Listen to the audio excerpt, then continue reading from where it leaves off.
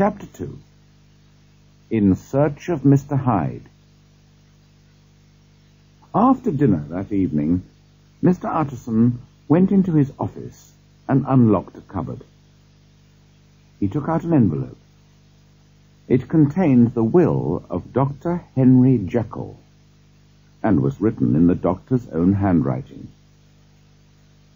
"If I die, or if I disappear for more than 3 months," the will began, "I wish to leave everything I own to my dear friend Edward Hyde." This will had both worried and annoyed Mr. Utterson. To a lawyer, it was an unusual and dangerous kind of will.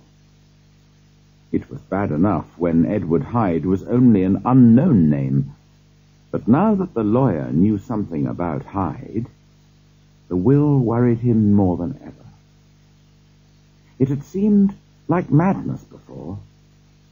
Now it began to seem shameful. With a heavy heart, Mr. Utterson replaced the envelope in the cupboard, put on his coat, and went to see his old friend, Dr. Lanyon. Dr. Lanyon was enjoying his after-dinner coffee. "Come in, old friend," he cried.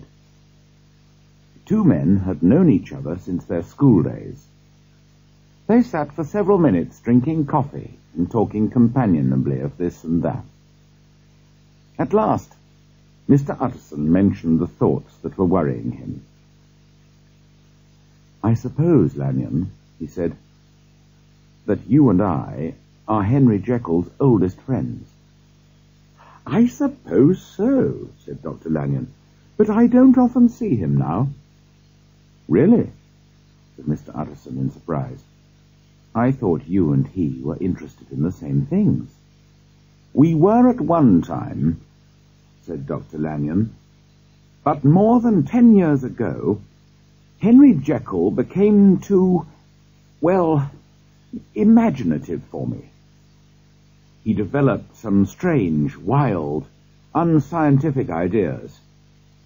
I told him so, and I've seen very little of him since then." Mr. Utterson looked at his friend's red, angry face. "Only a disagreement about some scientific question," he thought. "It's nothing worse than that."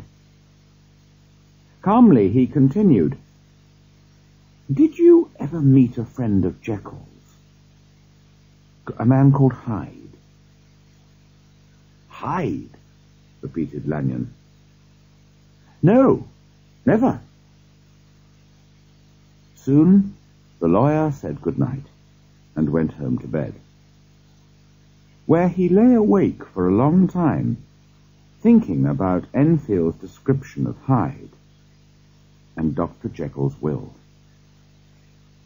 When at last he fell asleep, he was troubled by dreams. In his mind's eye, he saw a faceless man marching over the child's body.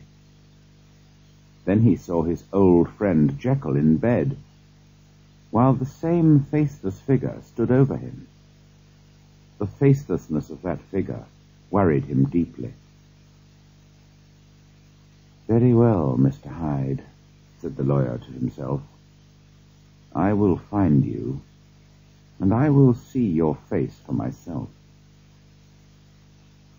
During the next few weeks, Mr. Utterson spent many hours in the narrow street where Enfield had seen Hyde. He waited patiently near the mysterious door, hoping for a sight of Mr. Hyde. And one dry, clear winter night, he was successful. The street was empty and silent, and small sounds carried a long way. The lawyer heard footsteps. He stepped back into the shadows and waited. A short figure turned the corner and walked towards the mysterious door.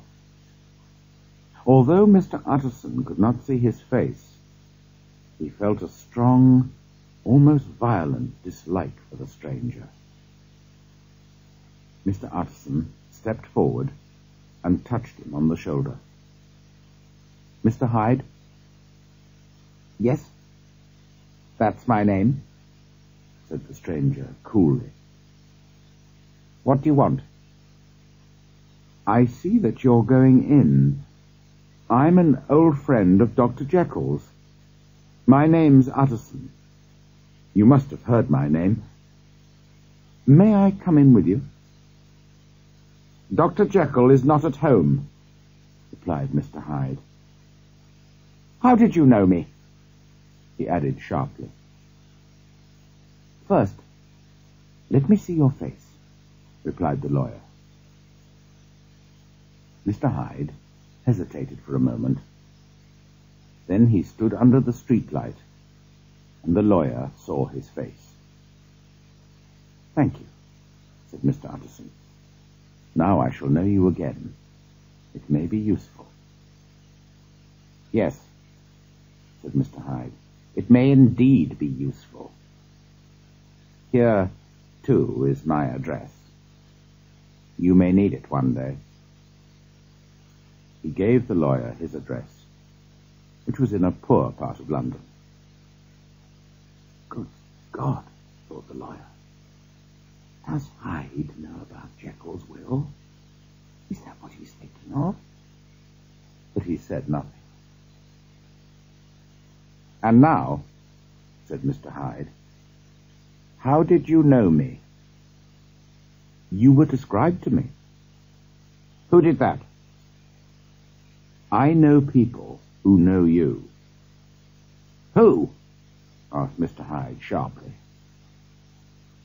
"Dr. Jekyll, for example," said the lawyer. "He never told you!"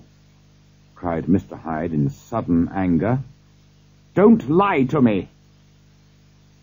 And before the lawyer could answer, he turned the key in the lock and disappeared into the house. Mr. Utterson stared at the closed door. "Why do I dislike him so much?" he said to himself. "Enfield was right. There is something evil about the man. Poor Henry Jekyll, I'm worried about you. Your new friend will mean trouble for you." Round the corner from the narrow street, there was a square of handsome old houses. One of these was Dr. Jekyll's house, and Mr. Utterson knocked at the front door. The servant answered and told him that Dr. Jekyll was not at home. "I saw Mr. Hyde go in by the laboratory door in the street at the back of the house," said the lawyer. "That's right, Mr. Utterson," replied the servant. "Mr. Hyde has his own key and comes and goes when he likes. We have orders from Dr. Jekyll to obey him." Mr. Utterson walked home more worried than ever. A fortnight later, Dr. Jekyll gave a dinner party for a few old friends. Mr. Utterson was among them, and he remained after the others had left.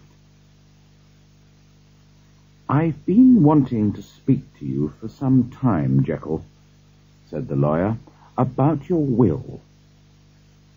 Dr. Jekyll was a tall, well-made man of 50, with a smooth, kindly face. "My poor friend," he said, "you do worry unnecessarily, you know. Like poor Lanyon when I told him about my new ideas. Imaginative rubbish, he called them.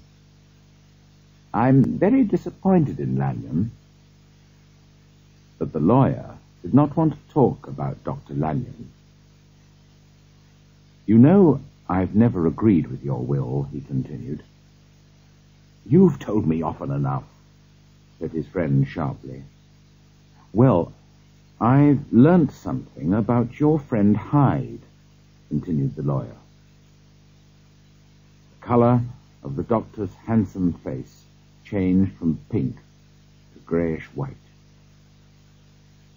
"I don't want to hear any more," he said. "You don't understand. I'm in a a very difficult, painful situation. Tell me everything, said Mr. Utterson, and I'll do my best to help you. You're very kind, but this is a private matter. I'll tell you one thing. I can get rid of Mr. Hyde any time I want. You must understand, however, that I take a great interest in poor Hyde. I know you've seen him. He told me. And I'm afraid he wasn't very polite to you. But I really do care about him. And if anything happens to me, I want you to promise to make sure that he inherits my money. I cannot pretend that I shall ever like him, said the lawyer. I'm not asking you to like him, said his friend. I only ask you to help him when I'm gone. I promise, said Mr. Utterson sadly.